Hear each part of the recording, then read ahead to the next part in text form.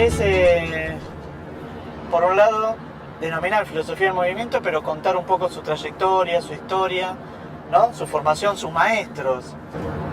Bueno, voy a empezar por el origen. La filosofía para mí fue mi vocación muy temprano, en la escuela secundaria. Tuve dos excelentes profesores en esa época, en cuarto y quinto año. ¿Qué año? El bachillerato, digamos, te estoy hablando del 58 y 59.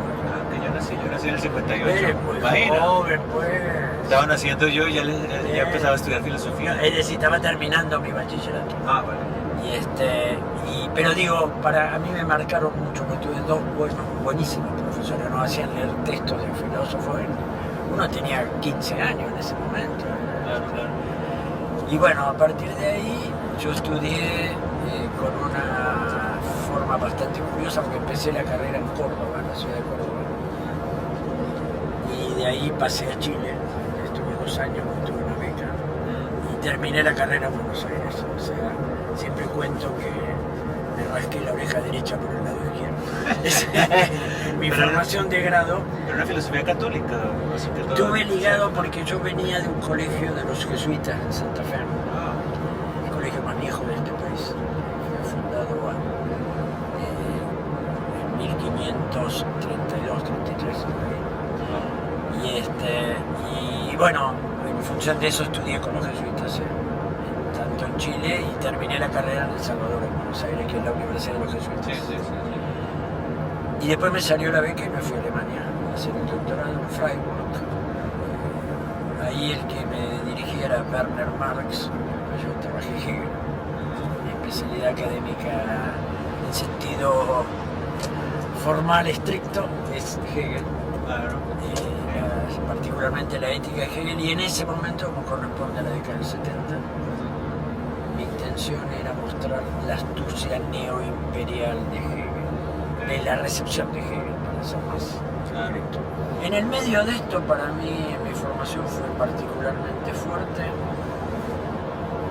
la fundación del movimiento de la filosofía de la liberación. Fue cuando regresaste No, de fue Alemania. antes de ir a Alemania. Ah, fue antes de ir a En Alemania. el año 72, Ok. que todavía acá había una dictadura militar, pero ya se estaba saliendo el presidente Lanusse. Ya se había hecho el pacto con Perón, iba a venir la democracia, que efectivamente en marzo del 73 subió el doctor Cámpora. Y se organizó un congreso nacional y un grupo de jóvenes en ese momento, en Altagracia, en Córdoba, decidimos romper el congreso, hacer un congreso paralelo. Y en ese congreso paralelo fundamos la filosofía de la liberación. Así nació. Éramos 10 personas en ese momento que firmamos el primer manifiesto. ¿Y el manifiesto qué decía? Y el manifiesto básicamente el lenguaje típico de ese momento, o sea, toda la lucha contra la dependencia. No te olvides que es la misma época que salió la teoría de la dependencia, Cardoso, Fernet, Sermón, etc. Apareció la pedagogía de la libertad de Freire y todo el tema de la pedagogía del oprimido, etc. La misma teología de la liberación, o sea, era todo un movimiento que tú también lo insinúas en varios de tus textos por lo que estuve viendo. Y bueno, obviamente eso, el lenguaje tenía mucho que ver con eso, era recuperar, de alguna manera, criticar el desarrollismo, creo que eso ha sido muy fuerte. Sí, sí, sí. Porque de alguna manera el tema era la toma de conciencia que íbamos a ser permanentemente y eternamente subdesarrollados, porque siempre era una carrera que nos tocaba el furgón de cola, como se dice en el tren. Había que romper había que Y había hacer que estallar el romper tren. eso, hacer estallar el tren y cambiar las reglas de juego. Creo que eso influyó enormemente, y lamentablemente digo desde un punto y por suerte desde el otro. Justo me salió la beca y me fui a estudiar a Alemania el doctorado. Digo, lamentablemente en el sentido porque en ese momento yo me fui en enero del 73 y las elecciones fueron en marzo del 73. Después de casi 9 años, a ver, fue en el 66 el último golpe, eran 7 años de dictadura. Y sentíamos que íbamos a tocar el cielo con la mano, que recuperábamos. Y justo yo ahí me fui. Sí, sí. Pero lo digo por suerte en otro sentido, porque creo que eso hace que pueda estar sentado aquí conversando contigo, porque muchos de mis compañeros en ese momento tuvieron que exiliarse, o algunos detenidos, desaparecidos, en fin, porque vino rápidamente. Ya en el 75 vino, todavía en la época democrática, después que había muerto Perón, vino la AAA, que fue un movimiento paramilitar muy fuerte. Y en ese exilio, ¿quiénes fueron los primeros que salieron? Yo sé que Bueno, ahí Roy salió Enrique Dussel, salió Cerruti, salieron unos cuantos de ese grupo. ¿Kush formaba parte de ese No, grupo? a Kush lo acerqué yo después. Curiosamente, Kush tenía una trayectoria muy personal. Él venía... Era mayor que ustedes, Kush. Kush en este momento se irá mayor, pero no mucho. Me pasa que murió muy joven. Y lo interesante de Kush, él venía de ser profesor en la Escuela de Artes, de Bellas Artes, y ahora la Universidad de Buenos Aires está ligada al IUNA, que se llama el Instituto Universitario Nacional de Arte. Sí. Y daba clases ahí, y ahí escribió incluso su primer libro importante, que es Ilusión de la Barbarie, que es en realidad un discurso frente al arte, como él le llama, esquizofrénico, separado, en fin, sería... Son de los 50, ¿no? Es de los 50, exactamente. Y daba clases en el nivel secundario. Y yo lo conocí, esto también es simbólico, a Kuch, y ahí lo acerqué al grupo nuestro, en una manifestación estudiantil. Ah, sí. Nos corrió la policía, enfrente a la Facultad de Ciencias Económicas de la Ciudad de Buenos Aires, y un amigo común le dice, vamos a refugiarnos en un bar, nos metimos en un bar, y me presenta ahí a Kuch, que yo había leído algo de él, pero no lo conocía. Y bueno, y ahí se trajo una amistad muy fuerte, fue muy influyente también. Pero sobre todo el retorno de Alemania. Una pregunta, ¿y en Alemania el ambiente filosófico era que en la escuela de Frankfurt? Estaba fuerte la escuela de Frankfurt, no se mencionaba Heidegger, todavía estaba el San Benito de haber sido rector en la época nazi. Sí, claro. Eso me llamó mucho la atención. Lo primero que se lo escuché nombrar fue a Gadamer cuando dio su seminario, pero me llamaba la atención que nadie hablara. Sí. Después entendí cómo venía la cosa. Sí. Pero bueno, había mucho de Frankfurt, sí, exactamente. Sobre todo porque Adorno, Heidegger y Isaac Habermas estaban con fuerza. Incluso yo en esa época escribí un artículo sobre Habermas, que quería ponerle a Hegel, lo puse con Habermas, esto de la neoastucia del imperio. Porque digo esas cosas de ese momento, lo cuento siempre porque yo terminé ese artículo diciendo, bueno, está bien, diálogo simétrico entre todo, pero ¿quién nos va a invitar al diálogo en los ¿Y vos, Santiago, cómo llegas a terminar la secundaria y cómo llegas después a la filosofía? Bueno, también en el colegio tuve profesores de filosofía que fueron importantes para mí. Tuve uno, estudié en un colegio de curas españoles con muchos profesores marxistas. Estoy hablando de los años 70, sí. Tuve un profesor como en quinto de bachillerato que me introdujo en la lectura de Ortega. Ortega y Gasset era un gran orteguiano. Que tú lo rescatas mucho, ¿no? Sí. Bueno, el Ortega más ensayista, no el Ortega político. Sí, no, está claro, sí. Tú sabes que escribía sus cosas en el diario La Nación de Buenos Aires. Sí, que Ortega tuvo una relación importante con Argentina, ¿no? Entonces ahí empecé a leer Ortega, creo que fue el primer filósofo que leí fue Ortega en el colegio. Recuerdo que en las clases con este profesor era ¿qué es la filosofía? Y entonces leíamos todo el libro de Ortega, todo el curso de todo el año. Era leyendo Ortega.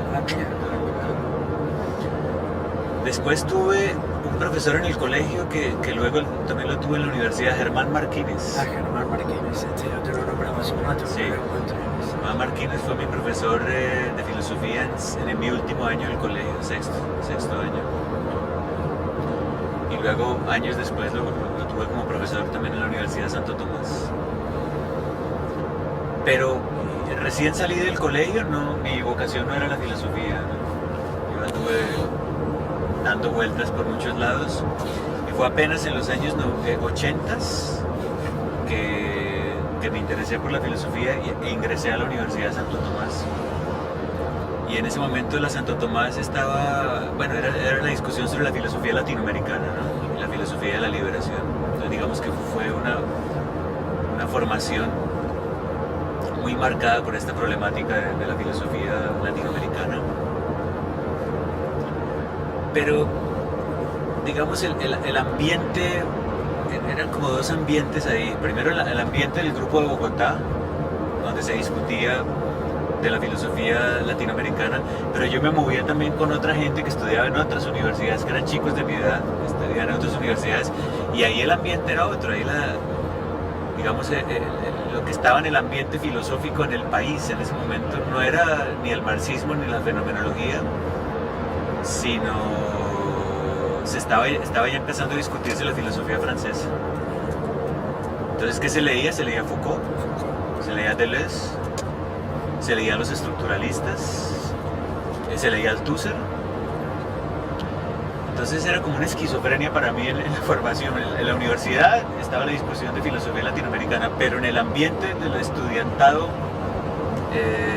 digamos, de las facultades de filosofía en los comienzos de los años 80, en Bogotá por lo menos, ya se estaban discutiendo otras cosas.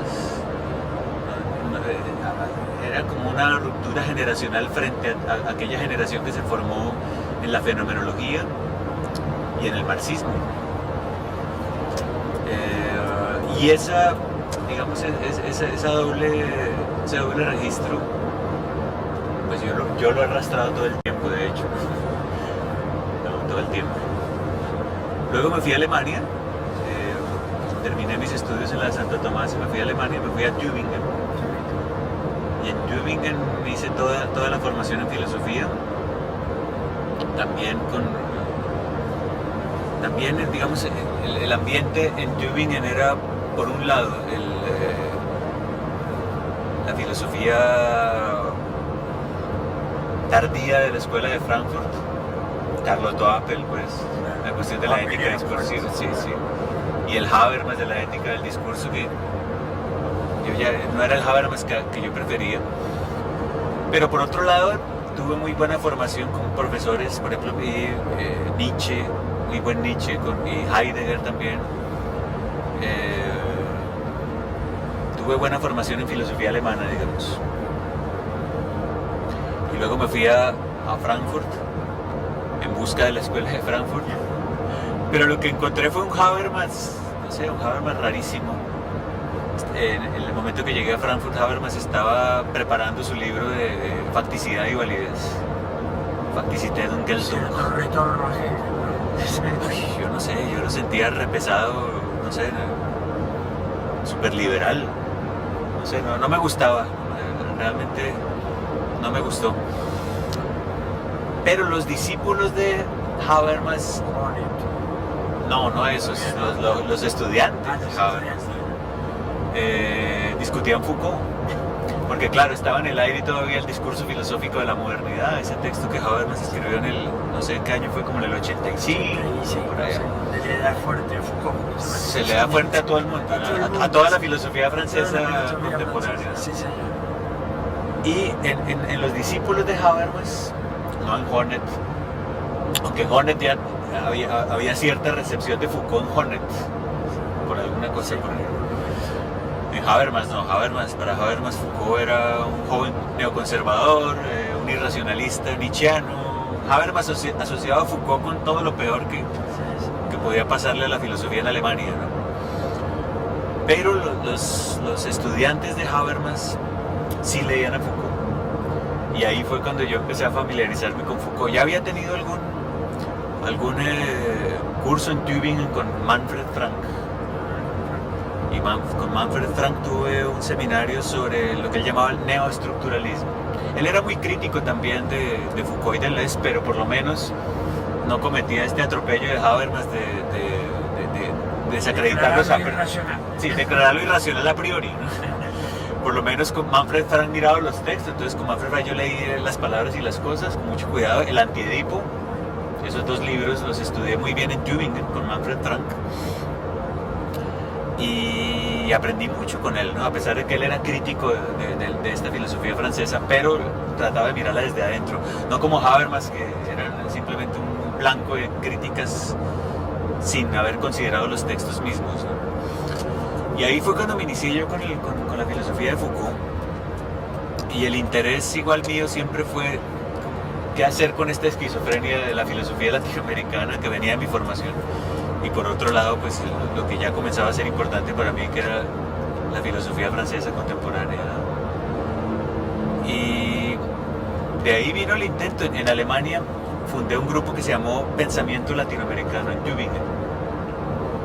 Y nos reuníamos todos los viernes a discutir textos de la tradición de pensamiento latinoamericano. Leíamos a Bello, leíamos a Lastarria, Alberdi, Sarmiento, leyendo con Vasconcelos, todo esto, tratando de, bueno, conocer primero esta tradición y para mí era lo importante, bueno, ¿y qué voy a hacer con todo esto?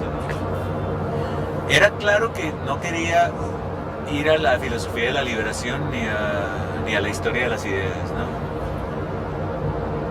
Esto de que quieres romper siempre con lo que te enseñan los maestros, ¿no? Y yo quería hacer otra cosa distinta a lo que hacía Marquines, a lo que hacía la gente con la que yo aprendí filosofía latinoamericana. Tenía un cierto malestar con eso, pero al mismo tiempo sabía que era importante anclarme en esa tradición. Porque si no, ¿qué haces, no? O sea, hay dos alternativas. O te conviertes en un exégeta de Foucault o de lo que aprendes en Europa, o de cualquier filósofo alemán, de Nietzsche, de Heidegger. Regresas a América Latina a repetir, a convertirte en el, no sé, en el sacerdote de esto, o te das cuenta que hay unas tradiciones que están ahí en América Latina, que son importantes, y bueno, el otro peligro es quedarte también repitiendo estas tradiciones, ¿no? Yo he optado por tratar de hacer un cruce entre las dos cosas, ¿no?